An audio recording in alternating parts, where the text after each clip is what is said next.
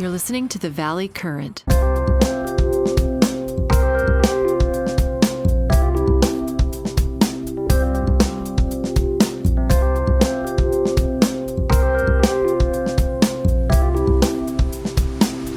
Forrest, how you doing? Good. How are you? Pretty good. Thanks for coming on. I appreciate you adjusting your schedule. No worries. So tell me more about how you ended up in the truck business or the truck design business. Yeah, well, I've been making electric vehicles since I was a sophomore in high school. I made a radio-controlled solar car for a race that Western Washington University put on. They were one of the early pioneers of solar car racing. And then when I came to school, I joined the solar car team at Stanford and been building electric cars ever since.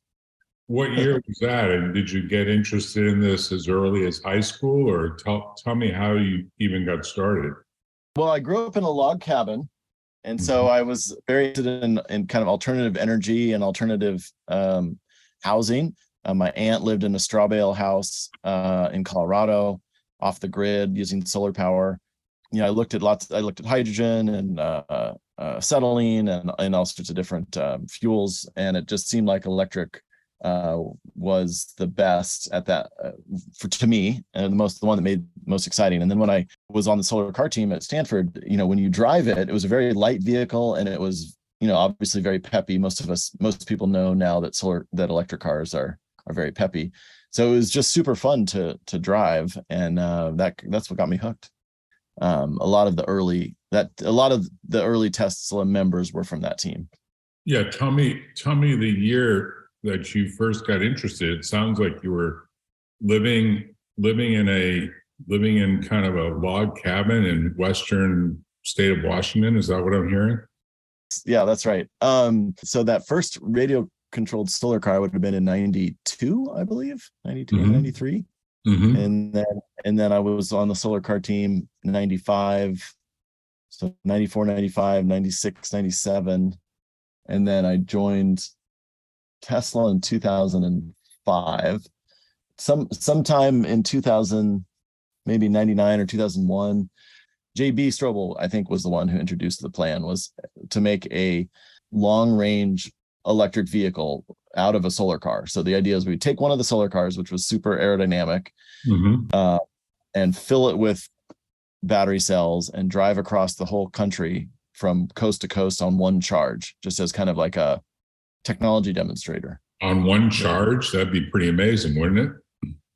Yeah, no, it penciled out to be quite possible, because solar cars are quite efficient. And so it was kind of right on the edge of being possible. And that, I think I went to the first 2 meetings, and I don't know how many more meetings happened before that kind of petered out and then kind of turned into Tesla. The website for your company, TeloTrucks.com. Yeah. And tell me how you decided on this design, because it kind of looks like a mini, kind of like a mini, but as a truck, kind of like the British Mini, right? But more as a truck. Right. Yeah. You know, certainly the Mini is an inspirational vehicle in small car design, as is the Fiat and other vehicles. I had a Volkswagen Rabbit truck that was diesel, actually, when I lived in San Francisco, biodiesel. So I've been running biodiesel or electric, actually, as my only means of transportation since 1999. Besides trips where I rent a car or something, have not needed to use gasoline. Based on you having solar on your roof, it sounds like, right? Just electricity. Yeah. I would love to, you know, especially as someone who's had interest in solar, I'd love to have solar panels on my roof. It's just never happened for whatever reason. You're a founder with Jason Marks. That's your picture, right? Yeah. And you're next to what looks like a prototype vehicle? That's correct. So tell me, who decided what? You're the CTO, so it must have been your vision, right? So Jason and I met, I think, in 2019. I was running Neptune scooters. We were a startup trying to make a better scooter system with a dock that would self-charge, etc. So Jason came to me from my experience at Mission Motors. I get a lot of people who come to me and want to talk about electric motorcycles, and he wanted to build an electric motorcycle, and I liked his design, and we designed it, and then we decided Neptune wasn't going to make it, and he wanted us to join him, so we kind of joined up to make this motorcycle. And we had on our roadmap for our first business plan, a motorcycle, and then a small car, almost, kind of the size of a smart car type vehicle, and then a mini truck. And when we'd show people that plan, everyone immediately said that they loved the motorcycle, looked great, but they wanted the mini truck. Nobody really wanted the small car. Less people wanted the small car. Everyone that we show this to says they want this truck. Let's do a quick survey. We surveyed 100 or 200 people between San Francisco and LA, and 89% of them wanted the truck. And we were probably biased towards motorcycle riders in the first place, because we were really kind of hoping that they wanted the motorcycle that we'd already made. And so we pivoted that Monday. We changed everything. We decided to do the truck. Jason was very passionate and had been about making a truck that would be the same size as a Mini Cooper 2-door, so 152 inches in length. And so we mapped it out on the floor in tape, and that tape is still there. And we just designed everything from that first box to really be a small vehicle. We both are sports enthusiasts, mountain biking, snowboarding, sailing, and we both have dogs. So I have two dogs, a 40-pound dog and a 90-pound dog. He has one dog, a 150-pound dog. So he technically has more dog than I do. It looks like kind of a really small truck, but it looks like it could also be a small van, because you have a picture where the truck is enclosed. Is that a future idea, that enclosed? Yeah, I mean, I think one of the things we wanted to do is, we've both been truck owners, and we have had various cabs, that fit on the back, and they never feel like they were original equipment. They were never designed from the manufacturer to be just perfect. We both have this desire to have a cab that fits the design and it's just perfectly fitted on the back. Mm-hmm. But once you do that, it does kind of open up this possibility of having another row of seats in the back, and kind of there's been some vehicles like that in the past. I have an SUV that I use as a truck, and the last row of seats, we need them, maybe 3 times a year, and the rest of the time it kind of gets used as a truck.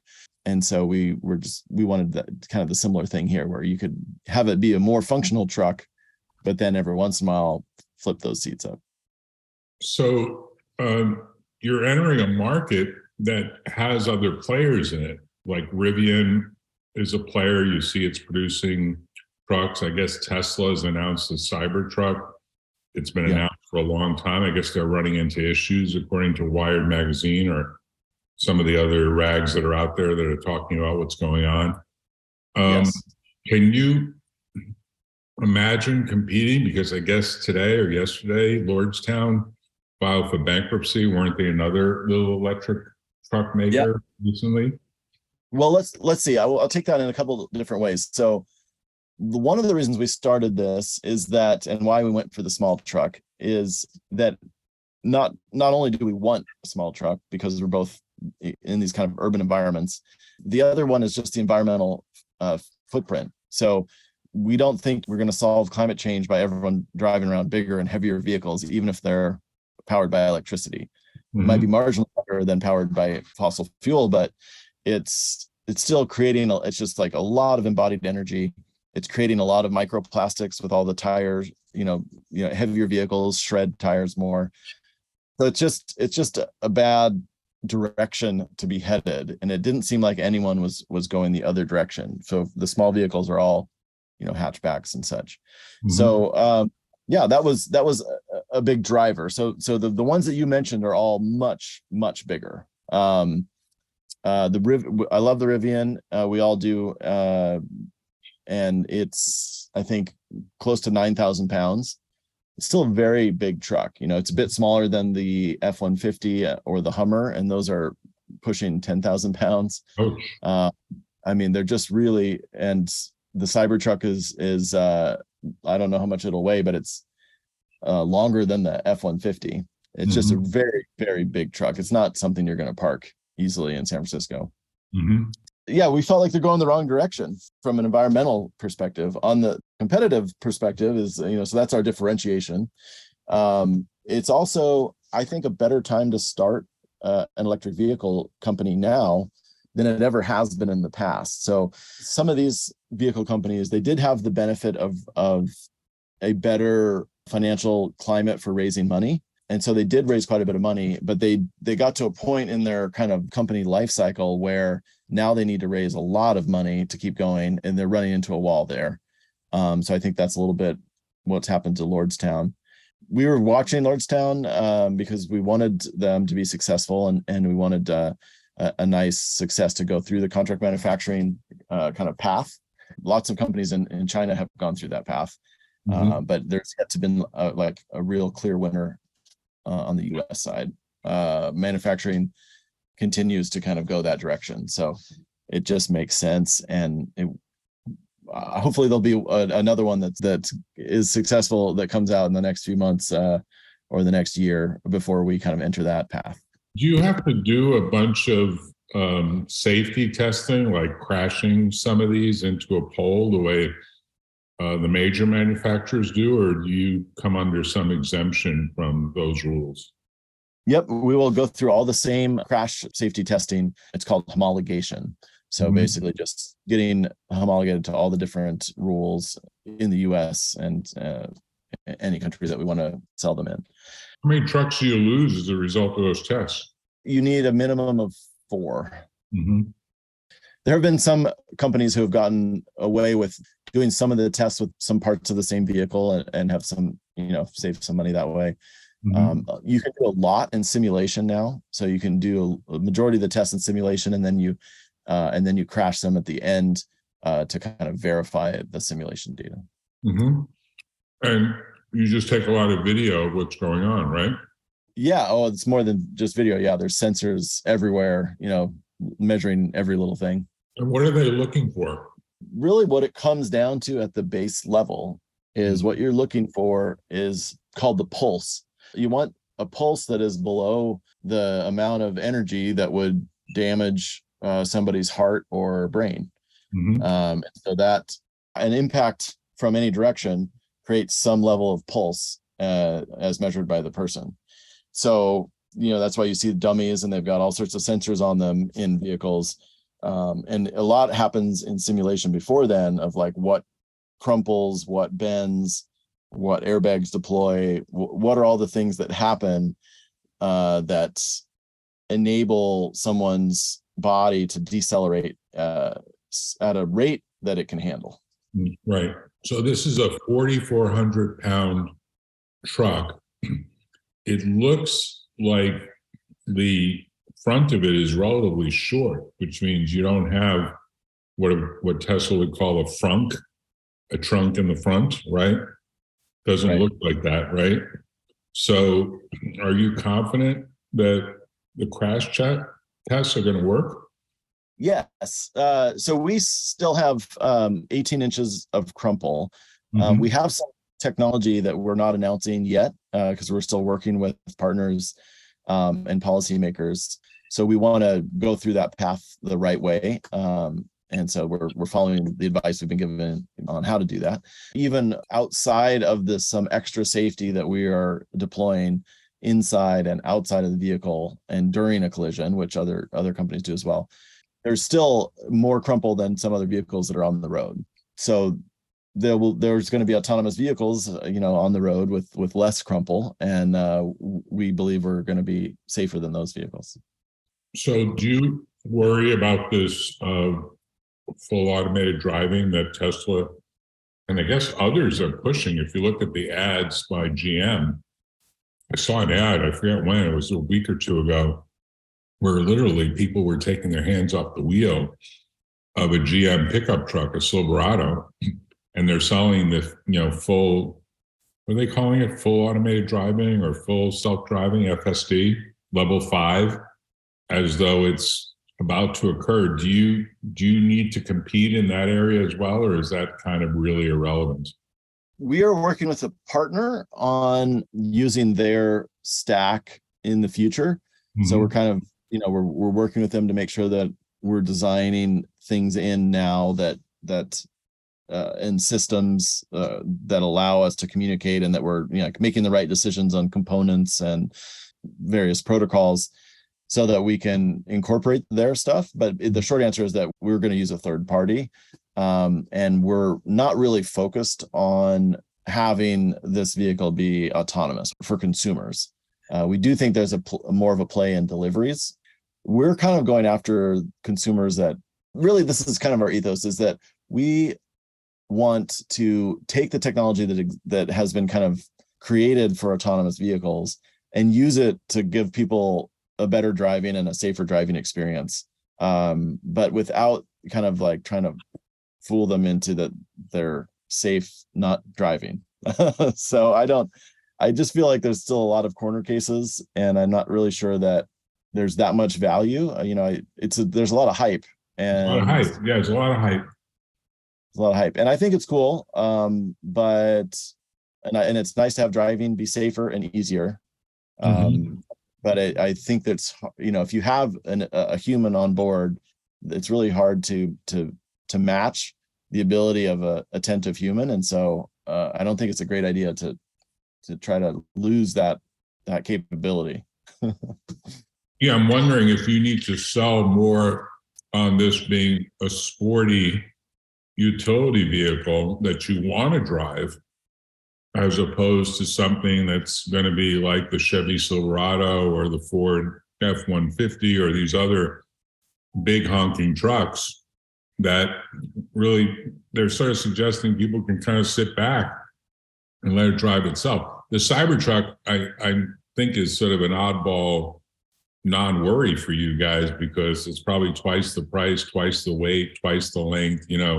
It's so different and exotic that it's only for people that really want to just have some sort of snob factor. It looks to me like what you have is more of like the perfect urban utility vehicle for kind of making stuff happen around town without breaking your neck. That's what we think. That was our intent in building this, and that's what we want to drive personally. So you have to position it in a way for people that want to see it as sort of fun. I mean, the thing that came to my mind when I first saw the picture of it is this, particularly the picture of the sort of enclosed version, is it reminded me of VW is coming out with a version of its van that's electric, that old time bus that they had. Yeah. I don't know if you've seen the prototype, or maybe it's even on the market now, but they've got an electric version of this, classic VW bus that is kind of relatively small compared to other vehicles that are out there. And I don't know what the weight is like. I don't know what the length is like. The price, I think, is higher than your price point. I'm not sure what the price is. And I don't know how the performance ranks, because you obviously have some pretty good numbers. 0 to 60 in 4 seconds, 500 horsepower, and 350 range. That's pretty significant. 350 is probably longer than some of the Tesla S models that are out there, right? Yeah, I mean, I think it'll be fairly comparable to the X, maybe a little bit better. I think the X is in the 330 to 340. So yeah, it will be in that 350 range. So it's quite an innovation that you have. I'm kind of curious, can you sell them at 50,000 a pop? Or is it like, no, well, you have to figure the tax advantages really reduce the price between the federal and state credit that's out there, and that's really what makes it work. We pre-sold 1,000 of them in the first 65 hours or something of us kind of launching out of stealth, and continued to grow pre-orders. Yeah, I think we can sell them at that range, and that price isn't too abnormal for other vehicles. The Toyota Tacoma is another truck we love. Our interior dimensions are all very similar to, slightly larger actually than a Toyota Tacoma.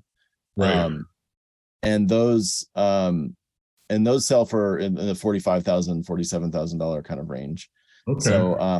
So I don't, sometimes people hear the price and they're not maybe up on what cars, what equivalent cars are costing these days.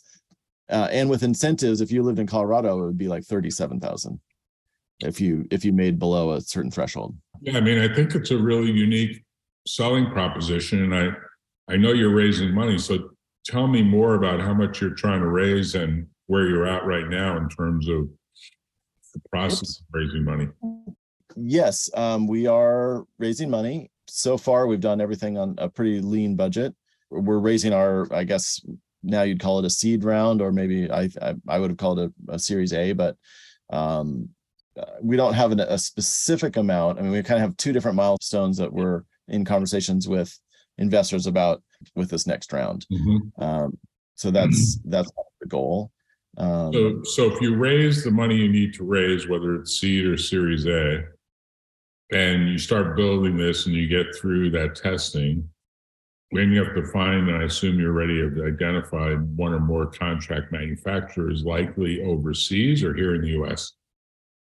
Yeah, we've already had, since our launch, several have reached out to us, and we are in conversations with them that would build the first 1 to 100 kind of vehicles. So both for testing and for marketing and engineering, and then doing the next 500 kind of range for the first deliveries before we ramp up with a larger contract manufacturer that would be in the range of 5,000-10,000 a year.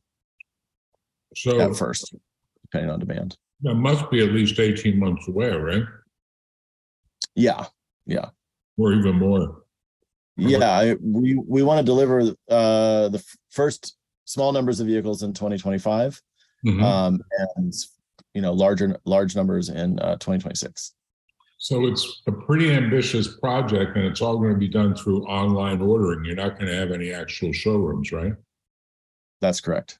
Well, it's a pretty interesting approach. I mean, Tesla does it sort of the same way, but they've got service centers, they've got showrooms, they obviously have a charging network. I assume you're going to leverage off of their charging network because everyone seems to be doing that now. Yeah, I mean, our plan was to do that before we'd heard any of the announcements, so it's not necessarily unique, but they have the best network for sure. So there's hands down, everyone should use their network. It'll be interesting to see how that affects their network, but we'll be using the NACS, Tesla's standard. Yeah, that standard plug that Tesla provides, which I guess they put in the public domain. They don't really charge you a license fee for it, right? I don't know the specifics, so I don't know if I'm assuming Ford and GM know the specifics now since they've announced that, but we haven't. We don't have anything to announce with them. No, but I think the plug itself, like when you're going to have a receptacle that matches their plugs, exactly, right? Yep. They don't charge you. I don't think they patented. I think they put it in the public domain. I could be wrong about that. The actual convenient plug. I mean, I've been a Model S owner. Just to give you some context, I've been a car buff person from age 12 or 13. I could tell you a lot of stories of how that manifested, but I started in a scooter, mini bike, motorcycle, all the way up to top end Harley motorcycles, and on and on and on. And now, of course, Tesla came out with an electric Model S, and I was on their waiting list. I got the free electricity deal as part of that deal. I think it's a great car. It updates software all the time. I think it's pretty decent as a self-driving system, even though I think it's more like level 2 or level 3. It's certainly not level 5. And maybe it's not even level 4. And I have an electric motorcycle as well I'm trying to remember the name of it. It's a Model S as well. It's interesting. It's not, Tesla doesn't make an electric motorcycle yet. Maybe they will. But I'm trying to remember the name. Is it a Zero? Or yeah, what? Zero. Yeah, it's a Zero high-end Model S. It's a super fast bike.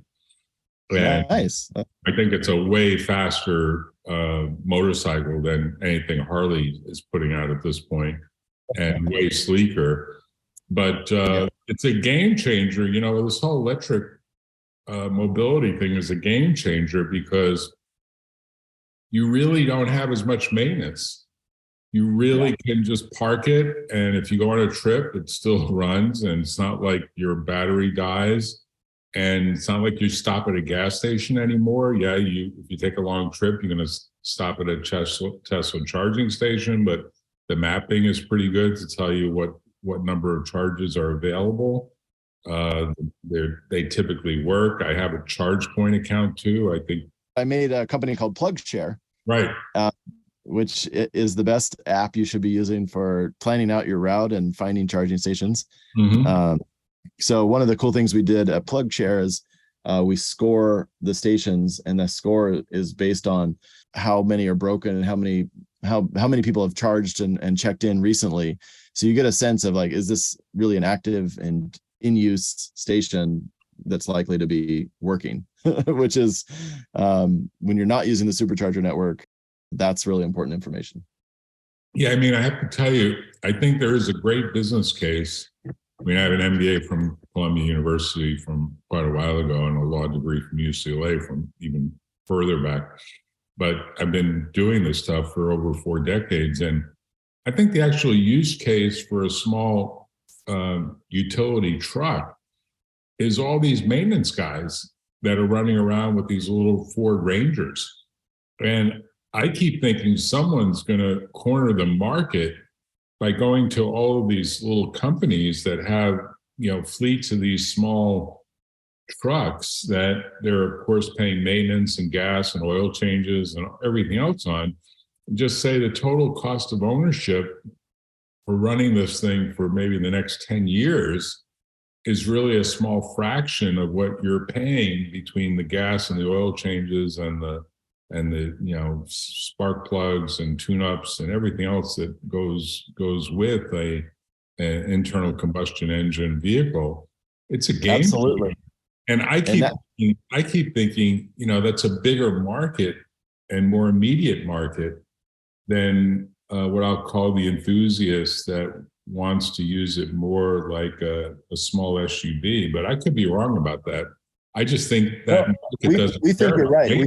That market knows they're going to do maybe 70 miles a day max, and then they're going to pull in and pop it into the charger, right? Absolutely. And we think the same thing. But we've seen quite a few companies really go after, you know, the commercial fleet or truck market. And it's a really hard thing to start out from day one doing without a successful consumer product first. Is that right? Is that right? You got to do the consumer thing first before you go commercial? Because then when you go to talk to commercial, they know that you're making so many a year that you're going to continue to make some, and you're going to service them, and they're not going to have a stranded asset.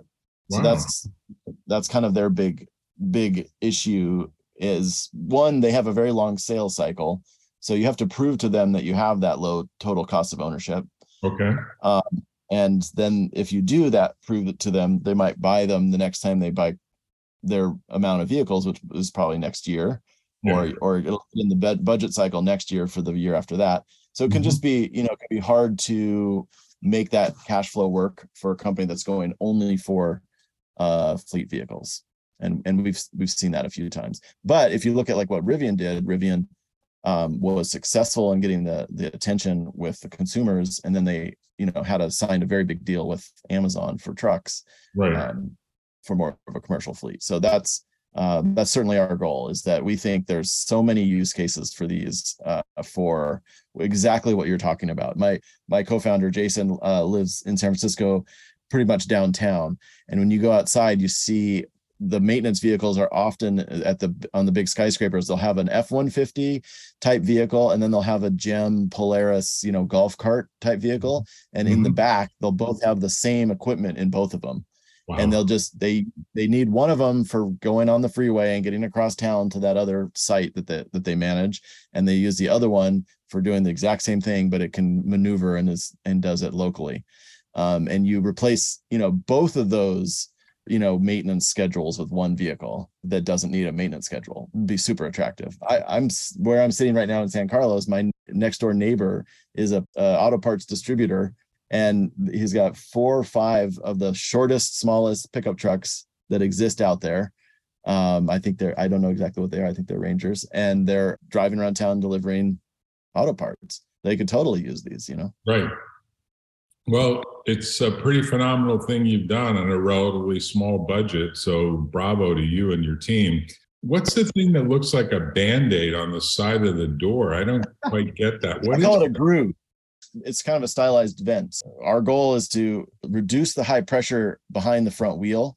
And there may be a secondary slit right behind the wheel, but we wanted to push air all the way back farther and to fill in low pressure zone back there. It's an aero, kind of a barge board is another term that people use for a vent that goes this thing that looks like a Band-Aid between the 2 doors. That's what I'm talking about, right? Yep. Yeah, that's like an aerodynamic thing. Is that what you're saying? Yeah. The air is moving from the front wheel well back to that spot. Through the door. What is that doing? Like, what is that doing for the aerodynamics? I don't get it. Well, as the wheel's spinning, and then also with us having like the open front wheels, you're catching a lot of air in the wheel well. And so we're pushing that high pressure to an area that's got lower pressure. And that lowers your drag. Really? Because I'll tell you, most people looking at this would say, is there a dent on the side of this vehicle? Like, I take it you don't like it. No, it's weird. It's hard to figure out what's going on. I mean, it's I guess you're going to be able to get some trade dress or trademark rights because it's such a unique thing. It's like a thumbprint, but it's not a thumbprint. One of the things that we did with the design, we partnered with Yves Bahar, which was an amazing experience, and he's got an amazing design team at Fuse Project that worked on this, and they showed us all sorts of different designs, and we had worked with some other classical automotive designers beforehand. And one of the things we liked about this design is that you end up seeing vehicles from the side quite a bit. Mm-hmm. And it seems like a lot of the design elements that people end up putting into vehicles are on the front and the back, and you really kind of only end up remembering the lights. So we wanted to have distinctive lights on the front and the back, but we really wanted something on the side that was more interesting to look at than just kind of streaky lines, which is what we feel like the aesthetic is everywhere else. But we didn't want it to be, bland either. So it was a mix of that. And I think the shape, I call the shape a groove. It's kind of the basic machined slot. Like if you take an end mill and you machine a slot in a piece of aluminum, that groove that you make is the basis for a lot of graphic design that's kind of, on your, when you're looking at your phone, like all the buttons and the switches, and like it's a design language, but it's really emanating from an original mechanical design element, like a physical form. So I really like the shape. We could obviously do something with it, and we probably will for fleets, so that they have, more signage area on the sides. Right. Yeah. It's quite a unique look, certainly. Everyone that I've shown that picture to said, what's going on with the Band-Aid? Is that like a Band-Aid, or what is that?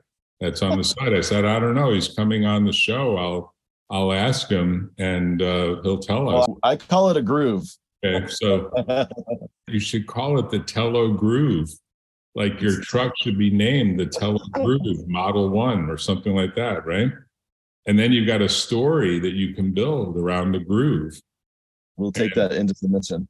No, seriously, I have to tell you, if it gives you a story and it explains something that otherwise puzzles people, then you could kind of say it's part of being cool and being groovy if you're back in the 1960s, when I grew up lusting various vehicles. Anyway, it's quite a great story. So Forrest, thanks for coming on. I'll follow up by email, and I'll send you the link to this because you told really the history of this and where you're headed with it. It's quite an interesting entrepreneurial journey. And I wish you the best of luck with this new design for a new electric truck. It's quite an interesting thing. Thanks so much for having me, Jack. All right. Talk to you later. Bye-bye.